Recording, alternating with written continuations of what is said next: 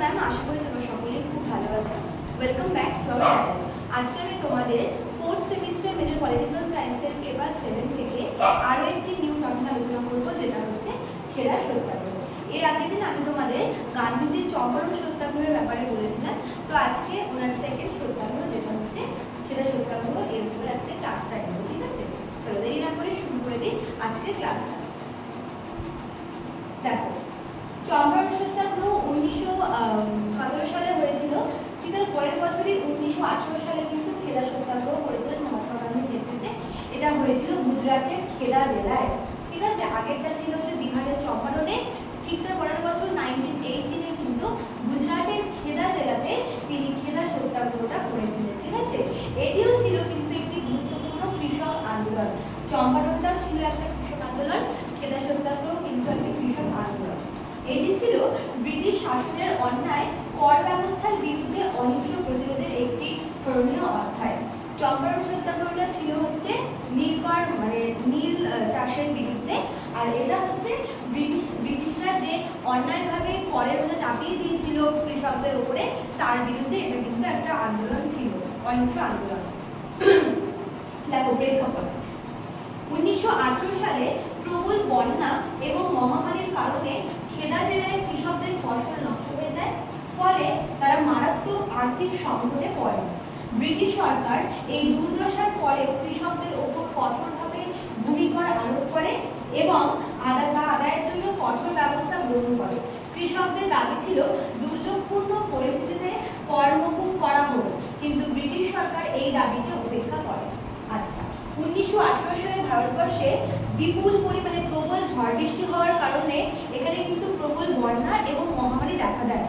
ঠিক আছে, এবং এই বন্যা ও মহামারী উভয়ের ফলে কি হয়, কৃষকরা কিন্তু আর্থিকভাবে ক্ষতিগ্রস্ত হয়। তাদের ফসলগুলি নষ্ট হয়, ফসল নষ্ট হয়ে যাওয়ার ফলে তাদের কিন্তু তারা সংকটের মধ্যে পড়ে যায়। ঠিক আছে, ব্রিটিশ সরকার এই মতো অবস্থায় কোনো রকমের আর্থিক সাহায্য না করে তাদের উপর উল্টে কি করে, তাদের উপরে কর চাপিয়ে দেয়, কঠোর কর চাপিয়ে দেয় এবং সেই কর আদায়ের জন্য কঠোর ব্যবস্থা গ্রহণ করে।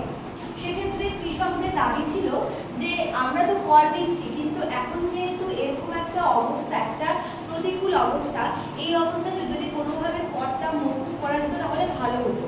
কিন্তু ব্রিটিশ সরকার তাদের এই দাবিকে কিন্তু কোনোভাবে অ্যাকসেপ্ট করে না, উল্টে তাদের কাছ থেকে কর আদায়ের জন্য আরো কঠোর ব্যবস্থা গ্রহণ করে। ঠিক আছে, গান্ধীর নেতৃত্ব এবং আন্দোলন। কৃষকদের পাশে দাঁড়িয়ে মহাত্মা গান্ধী সত্যাগ্রহ আন্দোলনের ডাক দেন। তিনি বলেছিলেন, যতক্ষণ না সরকার কর মুকুব করছে ততক্ষণ কৃষকরা এক পয়সাও জমা দেবেন না। এই আন্দোলনে গান্ধীর সঙ্গে সত্যাগ্রহী নেতা শ্রীমদ রাজচন্দ্র, সর্দার বল্লভভাই প্যাটেল, নরহরি পারেখ এবং মোহনলাল পান্ডেয়া এরা কিন্তু গুরুত্বপূর্ণ ভূমিকা পালন করেন। ঠিক আছে, মানে খেদা সত্যাগ্রহ গান্ধীর নেতৃত্বে হয়েছে যখন তিনি দেখলেন যে খেদাতে কৃষকদের এতটাই অবস্থা খারাপ যে সেই প্রবল দুর্যোগের মধ্যে তাদের থেকে জোর করে কর আদায়ের চেষ্টা করা হচ্ছে, তখন তিনি সেখানে যান এবং তিনি সেই দুর্দশাগ্রস্ত কৃষকদের পাশে যান এবং তিনি সত্যাগ্রহের ডাক দেন। তিনি দাবি করেন যে যতক্ষণ না পর্যন্ত ব্রিটিশ সরকার কৃষকদের এই কর মকুব করছে ততক্ষণ পর্যন্ত কোনো কৃষক এক পয়সা জমা দেবেন না। ঠিক আছে, তিনি দাবি করেন এবং আন্দোলনের ডাক দেন। গান্ধীর পাশে এই সময় আরো অনেক নেতারা যায়, তার মধ্যে বল্লভভাই প্যাটেল ছিলেন, রাজচন্দ্র ছিলেন, নরহরি পারেখ ছিলেন, মোহনলাল পান্ডেয়া ছিলেন। এরা ছিলেন যে প্রমুখ নেতা যারা কিন্তু এই অবস্থায় গান্ধীর পাশে গিয়ে খেদা সত্যাগ্রহে অংশগ্রহণ করেছিলেন। এবারে ফলাফলটা দেখব। ব্রিটিশ সরকার শুরুতে কঠোর পদক্ষেপ নিলেও কৃষকদের ঐক্যবদ্ধ অহিংস প্রতিরোধের ফলে তারা বাধ্য হয়ে 1918 সালের মধ্যে কর মকুবের সিদ্ধান্ত নেন। তারা বাধ্য হয় এই সিদ্ধান্ত নিতে।